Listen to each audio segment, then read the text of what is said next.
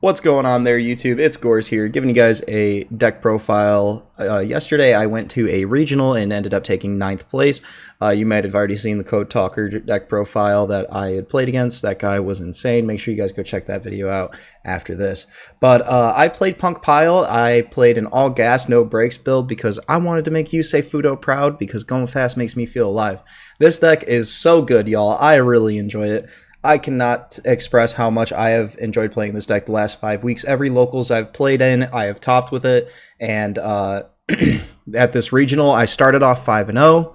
If I had just had a little bit more knowledge on the interaction between Triple Tactics Talent, Branded in Red, and Guardian Chimera, I would have very easily been able to play through my opponent's board. But no discredit to my opponent. He was a really solid player, ended up taking top 8 himself. But really enjoy this deck, y'all, and I'm just going to get right into the deck profile. So first off, we have the 2 Z-Amon. Z-Amon is just your monster searcher. It searches for any of the Punk monsters. 1 copy of Ogre Dance. It also searches for your Punk, and you can also summon it by tributing a Punk, which came up once, but it didn't really come up more than that. 1 copy of Foxy Tune. She's probably the best card in the deck, y'all. This card is crazy. This card is cracked. And when we get Deer Note, I hope you guys already got your Foxy Tunes because this card is insane.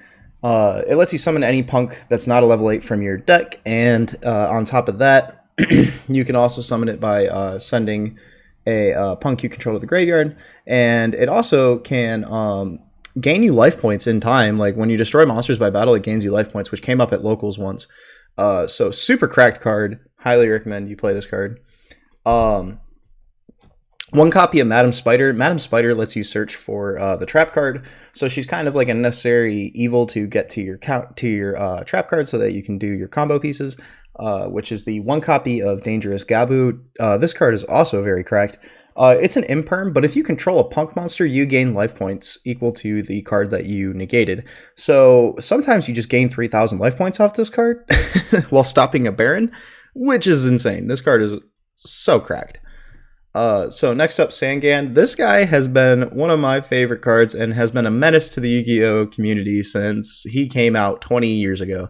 This dude, he put in so much work today, y'all. Anytime I had the Arborea, I would just search the hand trap or search the extender I needed to keep going burr. Card is actually insane. Next up, we have the 2 Arborea. Arborea is just, I love her. She's the best Sangan target. Not only that, but if you open her, as I said, you can just search for a hand trap. We played the 1 copy of Junk Forward. This is so that we had the Small World Bridge to Earth that we needed, and also it's just an extender, so sometimes this card is exactly what you need it to be, just being that little bridge to Water Enchantress that you need. Other than that, card's insane, y'all. Summons itself for free. Next up, we have 2 copies of Psychic Wheelie. Wheelie's just the best level 3 tuner extender, and it is also an E-Telly target, which we are, of course, running 3 E-Tellys because all of our little Punks are psychics, so gotta play it. Next up, we have 3 copies of Small World. Small World is just our bridge to searching whatever we're missing. It's probably the best searcher in the game right now. It searches for whatever the hell you want and just lets you combo and combo and combo. Next up, we did run the full desk bot Colt Wing Auroradon combo in the deck. It was so good all day, y'all. I did actually cut it a couple of weeks ago, and I missed it so much I put it back in, and all day today people were just like, I cannot break this board without Drooler. And even when they droplitzed me, it was like, okay, if they didn't hit the Hulk, we were sending the Fairy Tale Snow, and we had so much follow-up in the following turn that they were not liking it. Next up, we have 3 copies of Red Rose Dragon, and 1 copy of Rox Rose, 1 copy of Basil Rose. We have to play this package because I prefer to end on Baron and DPE, especially if I'm going blind into something that might potentially play a metric fuck ton of hand traps. So I definitely enjoyed running this card versus something else because it just lets me get to that combo for the Baron DPE. Of course, we ran the adventure package. We're not going to get too in-depth on that. 1 Foolish Burial. We're not running Destrudo, but we are playing Fairy Tale Snow and Water Enchantress. So Foolish Burial was just like a free side sometimes, and then other times it would just get us Enchantress or Snow, so I liked it. This might be one card that would change since I'm not running Destrudo, but honestly, it put in work by itself too. Next up, we have the one Snow.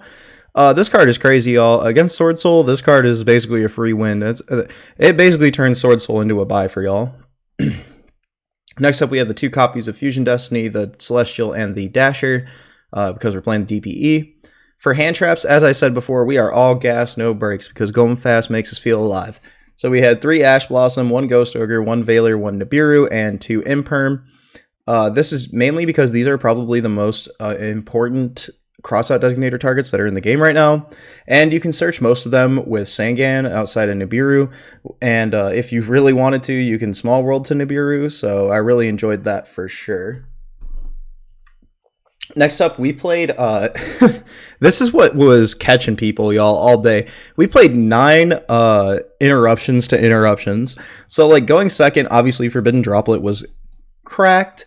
And then, obviously, Crossout Designator was putting in Hork, y'all, like, with an H, Hork. This card is so good, like, especially in anything that was playing the Brave Engine. I had to flip this. I flipped this and called right 3 times yesterday, and they were like, huh. Well, that sucks. I was like, yeah. And then also just being able to hit Ash Blossoms and Nibirus, did that yesterday, is just so strong, y'all. It's so good. The one called by, because it's a free side out game too for going second, and it's just, like, obviously one-ofs aren't as strong in a 60 card deck, but this is my logic. I play 6 cards that essentially are doing a similar, if not the same thing, which is just interrupting that hand trap or giving me some kind of advantage over my opponent for playing that hand trap. So I just wanted that extra little oomph, and 3 tactics just wasn't as good as the one called by and 2 tactics. And then the 3 droplets and the 2 tactics. The side deck, this side deck was actually pretty cracked, y'all. Like, every time it came up, it was godly. So 2 Droll, mainly the 2 Droll might seem a little wonky in this. You don't really care to see Droll, but you do want the crossout target, and if you draw it and you have the crossout, most of the time Droll in this format is just insanely good. But we're mostly just trying to guarantee that it stays in the deck for crossout designators, so we played the 2, because sometimes they Droll us and we just go, oh, I guess I'm just making DPE. That's fine.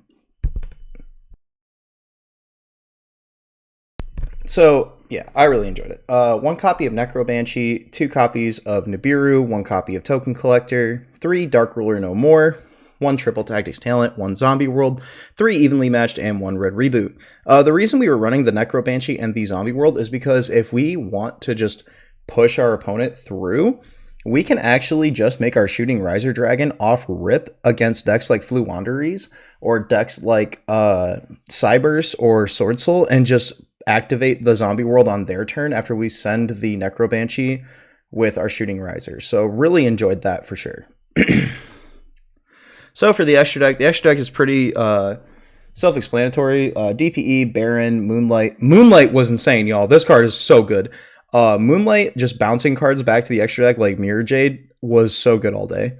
1 Savage Dragon, 1 Cupid Pitch, 1 Herald of the Arclight, 1 Riser Dragon, 1 Yuki-Yoe Punk Amazing Dragon. Guys, this card is slept on. Like, for one, we play 4 different psychic names. Sometimes we just bounce 4 cards.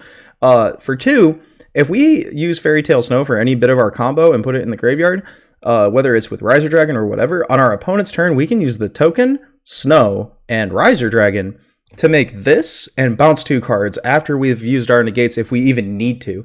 So this card was so good all day, y'all. Like, this card has won me so many games. And then also, sometimes I would just summon it and then bring back Ogre Dance and put 5,500 damage on board, and that was enough to kill one of the guys yesterday.